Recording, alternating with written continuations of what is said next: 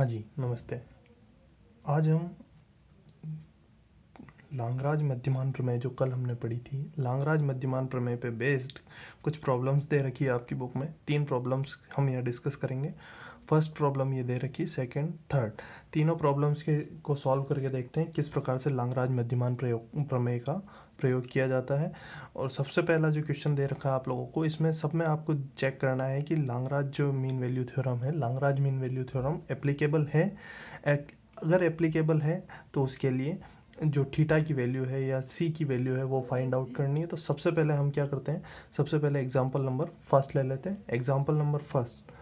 Example first ले लेते हैं। इसको जब हम सॉल्व करेंगे तो फंक्शन क्या दे रखा है, सिंस हमारे को पता है कि फंक्शन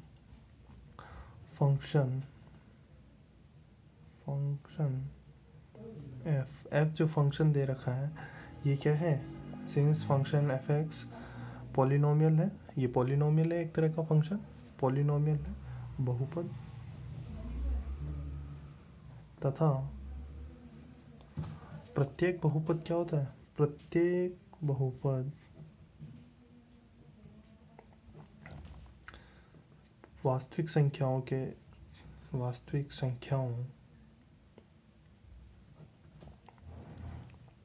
के सेट पर सर्वत्र सतत व अवकलनीय होता है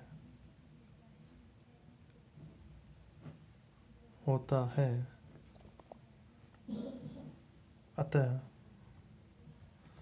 एफ एक्स ए से बी, ओपन क्लोज इंटरवल ए से बी में सतत व ओपन इंटरवल ए से बी में अवकलनीय होगा।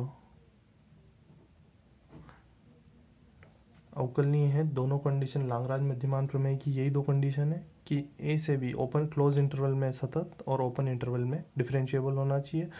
अतः एफ एक्स लांगराज एमवीटी की शर्तों को पूर्ण करता है।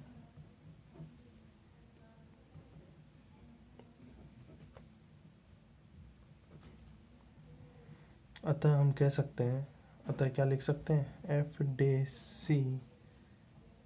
Day c equals to F B minus F a upon b minus a. F dash c, इसका अवकलन करेंगे, क्या आ जाएगा आपके पास, 2lx plus m equals to F B minus F a, l b square plus m b plus n minus l a square plus m a plus n upon b minus a. यह आ जाएगा आपके पास। इसको जब हम solve करेंगे तो क्या आ जाएगा यहाँ पे, l b square minus a square plus m b minus a plus n minus n b minus a. ये आ जाएगा आप लोगों के पास एल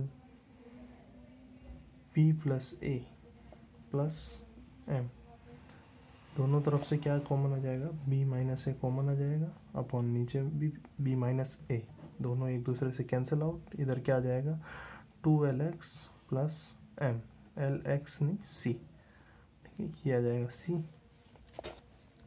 यहाँ से सी की वैल्यू क्या आ जाएगी आप लोगों के, दोनों को अगर हम कंपेयर करते हैं तो दोनों को कंपेयर करने पे हमारे को पता चलेगा कि सी एल का जो एल के साथ आ रहा है, एल का जो कोफिशिएंट है वो क्या है, 2c, इधर है b प्लस ए, अतः c equals to a plus B by 2 which is close interval open interval a plus A comma B. हो गई सही, a प्लस बी के दो संख्याएं हैं, दो संख्याओं का योग करके 2 का भाग लगाया, अर्थात उनके मध्य की जो संख्या है वो किसमें, इस सेट में विद्यमान रहेगी। अतः हमने ये फाइंड आउट कर ली सी की वैल्यू। अब सेकंड एग्जांपल देख लेते हैं। सेकंड एग्जांपल की बात करें तो example number second, F of x अब ये जो हमने कल भी देखा था, इसके लिए मॉड एक्स दे रखा है आप लोगों को। मॉड एक्स की जब हम बात करते हैं तो मॉड एक्स हर जगह प्रत्येक बिंदु पे सतत तो होता है, continuous everywhere, this is everywhere continuous, but not differentiable. कहाँ अवकलनीय नहीं होता है? At x equals to zero, x equals to zero पे ये अवकलनीय नहीं होता है, तो अवकलनीय नहीं रहेगा। और यहाँ पे हम इस सेट को देखें अगर हम, तो ये क्या है, -1 से 2, तो इसके बीच में ज़ीरो भी आता है, अतः एफ एक्स में सतत तो है, परंतु एफ एक्स ओपन इंटरवल -1 से 2 में अवकलनीय नहीं है।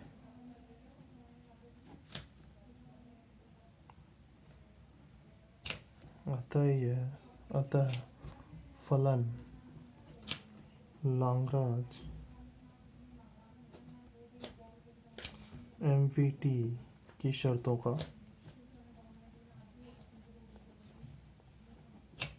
पालन नहीं करता है।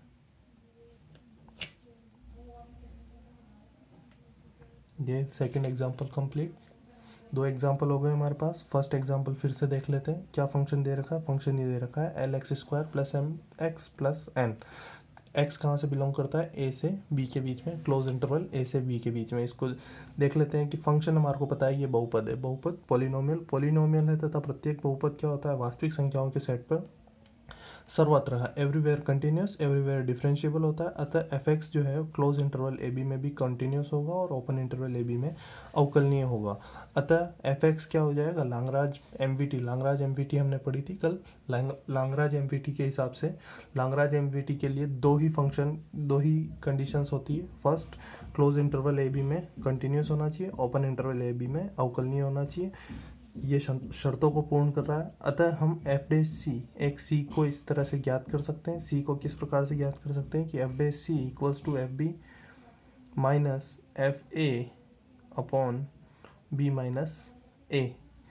यहाँ पे एफ डे सी करेंगे, क्या आ जाएगा आप लोगों के पास? इसका अवकलन किया हमने, आ गया आपके पास 2l x plus 2lc plus m plus 0 equals to F B minus F A किया। ये सॉल्व करने पे हमारे पास आ गया सी की वैल्यू जो आ रही है, दोनों तरफ कंपेयर करने पे हमारे को पता चल जाएगा सी की वैल्यू क्या है। यहाँ सी की वैल्यू आ रही है ए प्लस बी बाय 2, अर्थात उनका मध्य बिंदु जो होगा, दोनों इस सेट का जो मध्य बिंदु है वही इस सी का मान होगा। उस बिंदु पे सी जो बिंदु आएगा आप लोगों के पास, अर्थात इस सेट के मध्य बिंदु पर खींची गई स्पर्श रेखा ए और बी बिंदुओं को, इस वक्र पर दो बिंदु दे रखे हैं ए और बी, इन दोनों बिंदुओं को मिलाने से जो जीवा बनती है उसका ढाल और सी बिंदु पर खींची गई स्पर्श रेखा का ढाल, दोनों क्या रहेंगे? समान रहेंगे। यही हमारे को सिद्ध करना था, ये सिद्ध कर दिया हमने। सी की और ए प्लस बी बाई 2 जो मध्य बिंदु है वो किस में आएगा? इस सेट के अंदर विद्यमान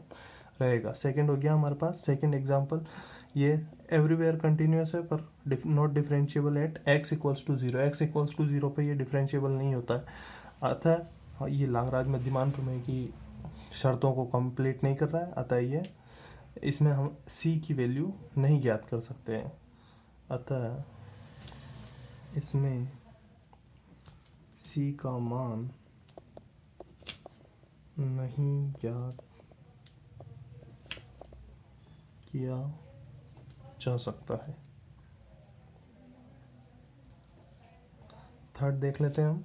थर्ड एग्जाम्पल क्या दे रखा है आप लोगों को? एफ एक्स दे रखा है a x square plus B x plus c. अब ये भी ऊपर वाले एग्जाम्पल जैसा ही है, सेम पॉलिनोमियल के लिए निम्न लाग्रांज मध्यमान प्रमेय के रूप में थीटा का मान ज्ञात कीजिए। हमारे को पता है कि ये जो फलन है ये क्या है? सर्वत्र अवकलनीय, सर्वत्र सतत और सर्वत्र अवकलनीय।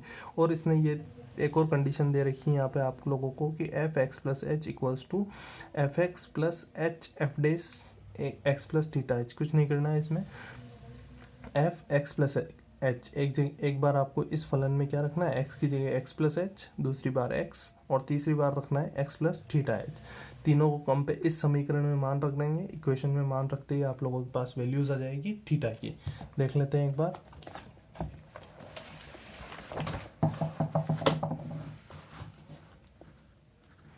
ये आगे आप लोगों के पास क्या दे रखा है, एफ एक्स प्लस एच, क्या आ जाएगा आप लोगों को, एफ एक्स प्लस एच देखेंगे हम, तो ये आ गया आप लोगों के पास ए एक्स प्लस एच का square plus B x plus H plus c. दूसरी कंडीशन, एफ एक्स दे ही रखा है, एफ एक्स क्या है, एफ एक्स दे रखा है तो ये रख देंगे a x square plus B x plus c, और एफ डैश एक्स ये कितना आ जाएगा, एफ डैश एक्स आ रहा है आप लोगों के पास 2ax plus B, F dash x plus theta H ये कितना आ जाएगा 2ax plus theta H plus B.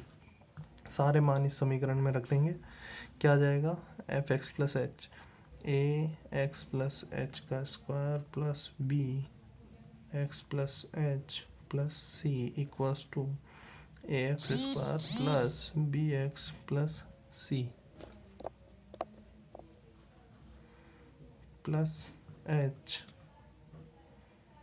2ax plus theta H, ये आ गया आप लोगों के पास, और प्लस बी। दोनों तरफ आ गई मान हमारे पास।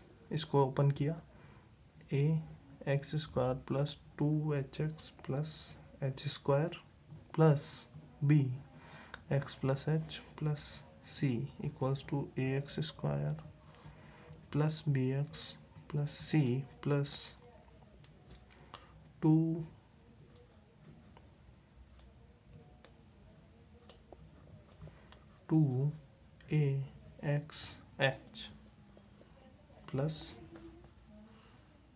2a theta H square plus